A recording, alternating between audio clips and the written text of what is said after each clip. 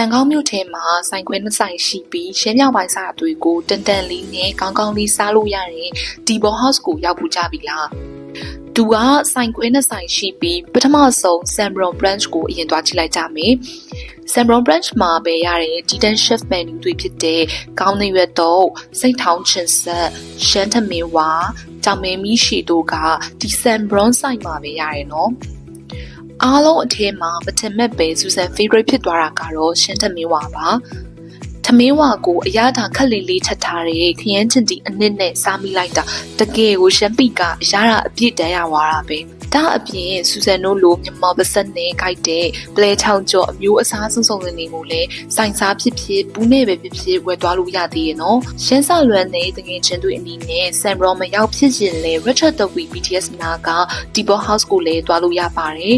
Sambron ဆိုင်မှာလို့ chef menu မပါပြီးမြဲဒီ Richard Dewey branch မှာ chef အရသာအပြည့်နဲ့နာမည်ကြီးအမေလုံးခောက်ဆွဲမာလာမီရှီတိုဖူနွေးနဲ့ရှမ်းခောက်ဆွဲတွေလည်းရှိရဲ့နော်